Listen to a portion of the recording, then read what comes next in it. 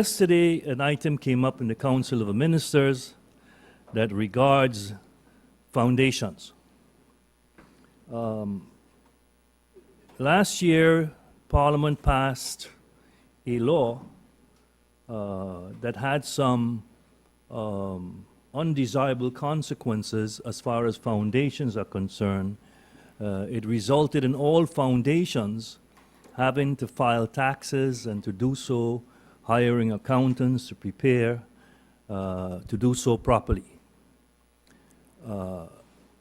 The undesired consequences was that foundations really perform services for the general public, whether it's humanitarian services, medical services. They do good work for the community and fill in areas that helps with the social development of the country. It was never the intention to, when they passed the law last year in Parliament, to burden foundation with these tax consequences by filing and paying taxes. Yesterday in the Council of Ministers, we corrected that situation that was caused last year, and we have now exempted foundations who are not involved in operation of a business. Let me explain that. You could have a foundation, and the foundation could be, or an association, could be an association attending to the welfare of its members. That is good, that is necessary and should be done. But some foundations, associations, in the course of those activities, for instance, operate a business. For example, if you had an association who was looking after the welfare, the medical welfare of its members, or an association looking after the medical welfare of its members, and in the course of it decided, well, we're going to open a drugstore. And that drugstore then sells drugstore products not only to the members, but the public at large. That's a business. In that case, that foundation will have to be treated as far as the operation of its business like any other business, because it is operating a business. So that's a distinction that we make today, that those foundations or associations which are not operating businesses, they will not have to file taxes in future. That's the correction that we made with the law yesterday in the Council. I should also bring to your attention that another effort made by the Department of Finance to bring a correction in a situation that we believe is unfair is the question of time bar as far as taxes are concerned. Normally, you get an assessment, you have to file for your taxes every year. Some people file, some people don't. When you don't, the tax department imposes an arbitrary assessment on you. It means since you don't file and say what income you have, the tax department is going to say, well, we think you had so much. Those arbitrary assessments are normally very high. For instance, if in a normal course of event, had you filed, you would have 1,000 guilder bill to pay as far as tax is concerned, but you didn't file. The tax department could impose an arbitrary assessment on you of 100,000 guilders. When they do that, you can object against that arbitrary assessment. But some people don't. Whether it is that they're not aware of it, whether it is they're caught up in other activities, didn't get around to it, whether or not they receive a reminder from the tax department or not. After 5 years, if you did not file an objection, you owe 100,000 guilders, whilst in actuality, you would only have owed 1,000 guilders, but because you didn't have an accountant, you didn't take care of your affairs the way you should have, you now end up with a 100,000 guilder bill to pay, really on monies that you did not earn. only because of that arbitrary assessment. Well, that is perceived somewhat unfair, and what I did was prepared a legislation to give these people a second chance. In other words, the time bar term of 5 years is now being increased based on the legislation we sent to the Council of Ministers yesterday, from 5 to 10 years. So now you got a last chance to get your affairs in order and to avoid having to pay astronomical amounts in taxes that you really don't owe. But this time, you need to get your affairs in order. In the news these days, the matter of the appointment of the director of STA was quite prominent. In the meeting yesterday, we talked about it, and the Minister of TIAT informed the Council of Ministers that she did not appoint Mr. Bryson, and that she will keep a press conference and explain the surroundings of this. So we're looking forward, based on what she informed the Council of Ministers yesterday, to address this issue properly. Finally, another item that has been in the news is the question of the President of the Central Bank. The President of the Central Bank, as you know, there was a search held by his house because there are allegations, at least suspicions, of committing tax fraud, at any rate, suspicion of committing a crime that has nothing to do with his functioning as Director of the Central Bank. Nevertheless, that situation has drawn the attention of people here in Holland and the rest of the world. And it's a situation, I think, that the two ministers of finances, I'm leaving for Curacao today to meet with the Minister of Finance regarding the central bank to establish their financial statements. As you know, there is a projected dividend that we can receive of 10 million guilders. So I'm very anxious to go down and get that done, because every penny we can get would be helpful to St. Martin. In addition to that, we'll have discussions relative to the position of the President of the Central Bank. My inclination is that during the time that this investigation is going to be continuing, it will be extremely difficult to maintain that president as President of the Central Bank, but that definite decision is going to be made either today or tomorrow. First of all, this weekend we are starting with a mosquito elimination or Beat ZICV community program. And this is a program that's been put together with CPS and with the VKS in terms of going into different neighborhoods and working on elimination in particular of the mosquito breeding sites. So the idea is that this weekend on Saturday we will start in Saunders in the morning, visiting, going door to door, home to home, in terms of helping people to understand what best practices are in terms of eliminating mosquitoes breeding sites. It's clear from our experiences so far that number one, fogging, while it is part of the repertoire in terms of how we can control mosquitoes, it is not particularly effective. Number one, the mosquitoes build up a resistance. Number two, it only kills mosquitoes that are actively flying around. And so the agreement is that we will do targeted fogging in areas on an as-needed basis, but that the focus is really on elimination of breeding sites. And this is where we're going now door to door in the community. The second item I want to speak about, this is an editorial piece that was in the newspaper today about the hospital. It says, new hospital, higher taxes.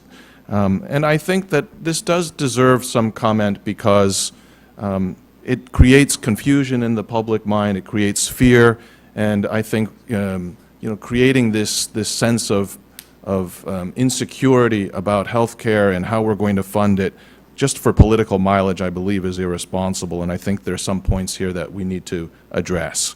So I'm going to read a couple spots in it and address them specifically. The current SMMC loses money and needs to be subsidized in the millions of dollars annually. So this is from the editorial piece. The reality is, when I came in as Minister of VSA, that the SMMC was losing about 5 to 6 million guilders on an annual basis. And one of the first tasks when we looked at making sure that our healthcare system was sustainable is to make sure that we had an interim solution as well as a long-term solution. So obviously the long-term solution is a new hospital together with a proper business plan, but the interim solution was to adjust the budget to the SMMC. The fundamental problem with the hospital was that the hospital was being reimbursed for procedures at less than its cost. So you don't have to be a genius to figure out that that's going to create a financial problem if the services that they provide are not being properly compensated. So we looked at it, made sure that we adjusted it, and right now the hospital is meeting all of its current operating expenditures as well as all of its current tax expenditures. There are the outstanding tax issues from previously, and those will be addressed as we do the construction of the new hospital and transfer of the property. But currently, the hospital is operating within budget and not losing money. So this again showing that the hospital is losing millions and that by expanding it that we're going to lose money. That's what we said when we came in, that addressing and building a new hospital, a larger hospital, without addressing the tariff structure would only create a problem, and that's one of the first things that we addressed. So then the next part would be, where is the plan to offset the increase in expenses that the larger facility will create? So again, even as part of our interim solution, there's obviously a number of things that we need to do to ensure that the increased costs to SZV don't put SZV into any sort of a problem. So we worked, first of all, on compliance. I'm happy to report that to date, for 2016, compliance is up by over 20% already.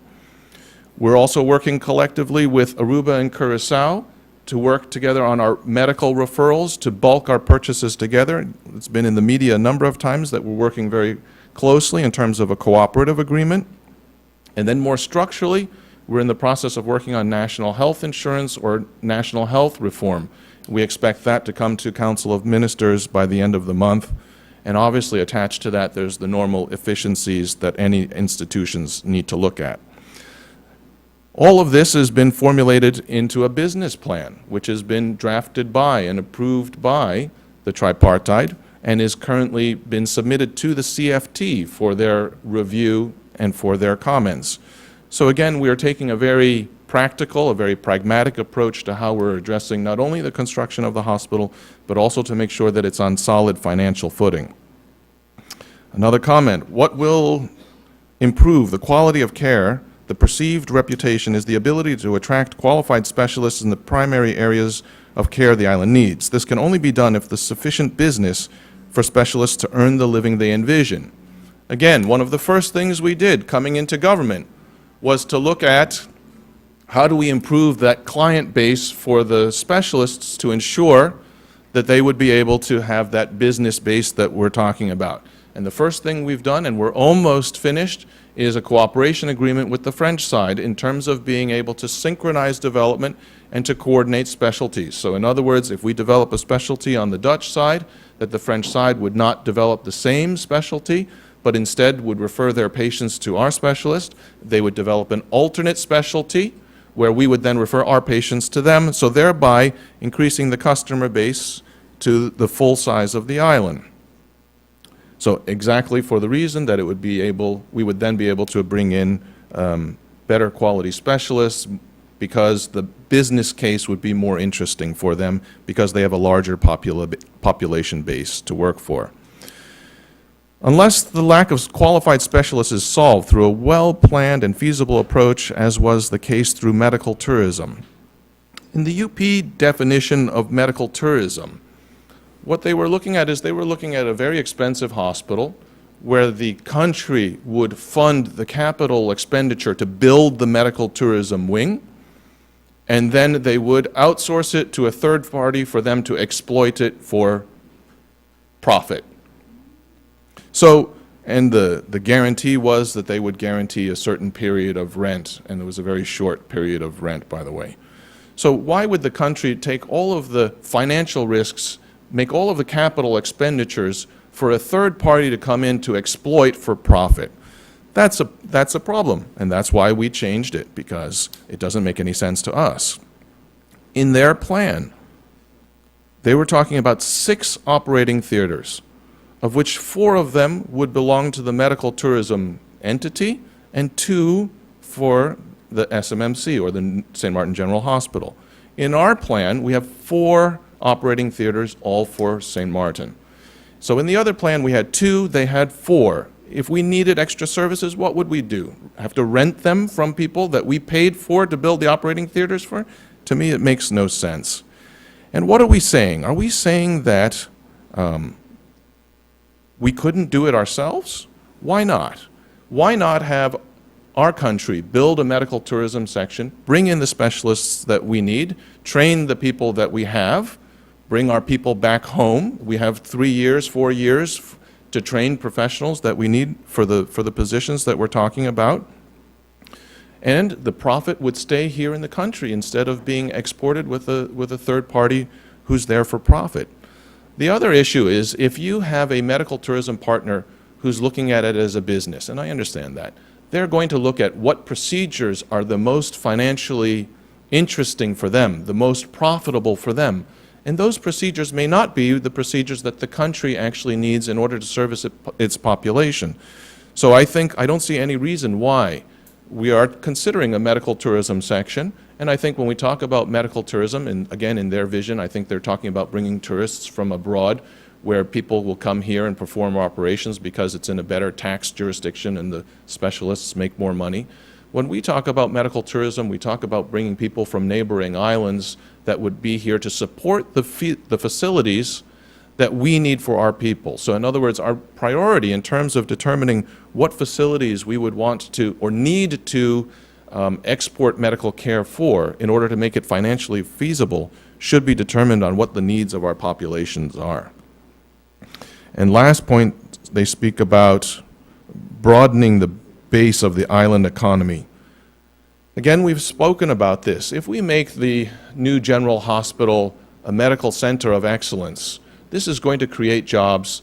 This is going to diversify our economy, not only tourism. Of course, we will have tourists come in, medical tourists come in. If the quality of our services are good, then we will naturally attract business from the neighboring islands. But beyond that, this represents the possibility of diversifying our industry, our economy, to another area of expertise. And what better for our country than to become a center of medical excellence and profit from it both for the country and for the people. Thank you very much. It is good to be back from my break, I must say. And I must say, coming back just before school started, I was happy to be able to put out a message to the media, to the people of St. Martin in terms of the start of the school year. I trust and I pray that the students of St. Martin has had a good start, that the management and staffs of all the schools are, many are having orientation still and a week of getting to know the teachers, the students, and everyone getting on track. So I wish all much success with that. We do have a few challenges that I, cannot sweep under the rug, where many of the students who did the FBE exit exams and scored very, very low are having problems to be placed. However, not all of them have registered as yet, so that is still an issue that is appearing on paper, not necessarily at the schools. The inspectorate department, as well as all of the school boards, as well as public education, is working together to be able to alleviate that issue. Of course, the situation with the vocational schools, 4 classrooms not being ready, has also added to the problem. But in my last discussions with the Ministry of Romi, they have done all that they could to go to Plan B, and hopefully sooner rather than later we'll be having access to those 4 classrooms as well. At the Division Public Education, all 7 schools were visited. The school managers, directors, etc. have been having discussions. There are no pending issues as such. But school has just started, so we'll give them an opportunity at that time to go through this week, and then hopefully by next week we'll be able to update on how the school start the year, how it started, and how it's progressing. Additional back-to-school activities have been planned for the public schools with the WIMS training for school staff, which will be, we have 18 participants within physical education instructors, student care coordinators, classroom teachers, and music teachers. This will be held during this week for 4 days at the Dutch Quarter Community Center. Also this week, as I stated before, is the orientation week for the vocational training school, and the division has also some planned programs for Cycle 1 and 2 teachers for this month of August, where they will be getting some upgrading activities. Recently also, the Department of Education and division exams representatives visited Chile for a conference where possibilities coming out of that conference are for the St. Martin, for us as St. Martin to be able to enjoy trainings for our teachers at low or minimal cost through UNESCO.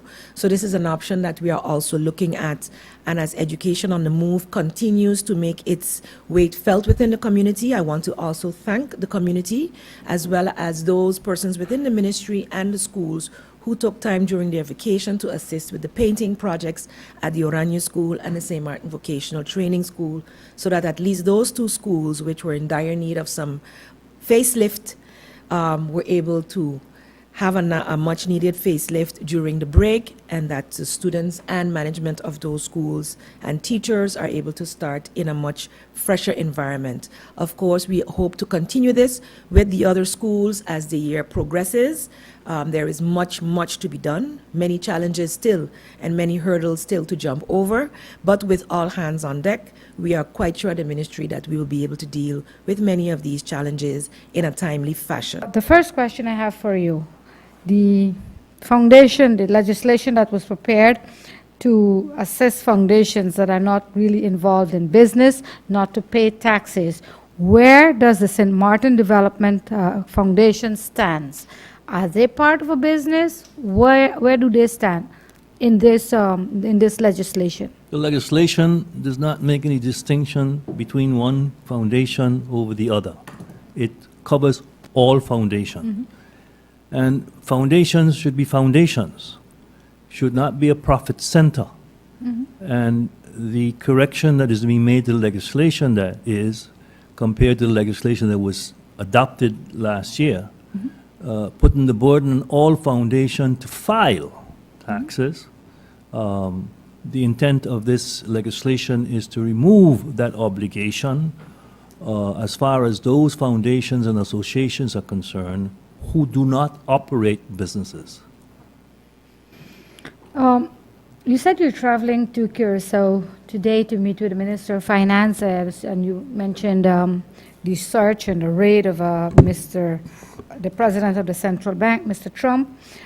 Is St. Martin or Curacao, or would it be on the table that St. Martin and Curacao will now ask Mr. Trump to resign, knowing there's an investigation? Yes, there are allegations, but it's very serious allegation. Are you considering asking him to resign from his post? No. There has been an allegation made that is being investigated. That investigation could turn out to be one where evidence is produced or where no evidence is produced. So a basis to ask him to resign at this point in time is not there. But what is there is that when you're subject to investigation of this sort, it is improper for you to maintain your position in such a function. And the idea is to put him aside for the duration of the investigation. If I can ask a follow-up on that, explain a Sure. little bit more. Sure. When you say put him aside, how do you explain that? Well, And that's not my third question. you suspend people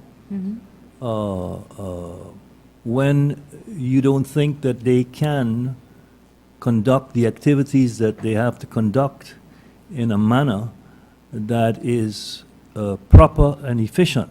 You cannot function properly as long as that cloud is hanging over you. So as long as that cloud is there, he's going to be suspended Okay, until such time that that cloud is removed. thank you for That that. is the intention, and that is the subject of discussion that we're going to have. A final decision has not yet been made. Thank you for that further explanation. My third question, the Pandora box, the appointment of the Could you explain to me what you mean that I opened a Pandora box? I am gonna do reported that. to you factually, which I think is my duty and obligation, an explanation of an incident that occurred that was in the news. I didn't open a Pandora box. I just reported the facts as they are. All right, so I'm going to allow you to report a little bit more of the facts. I'm not a reporter, and I don't report. I just provide information to the public. All right, Mr. Gibson, you stated that in the Council of Ministers meeting yesterday, the Minister of TIAT said that she did not appoint the STA director that have become the #1 topic of the news today. I looked at the video, I read a news article. Are we having reporters now on the island that are manufacturing news and even videos? And what for the explanation? If the minister didn't appoint this person, who did? What did she tell the council? Because I assume here would have been the right place for her to inform the people, but she's not here. Are you grandstanding No, this I'm morning not. in this press briefing? I'm not grandstanding, I'm just asking for more information. The people deserve a right to know. There is no more information to provide other than to let the public know that the minister has reported to the Council of Ministers that a formal appointment of this gentleman has not taken place, that she did not appoint him formally to that position. That's the extent of the information that I have, and that's the extent of the information that I'm sharing.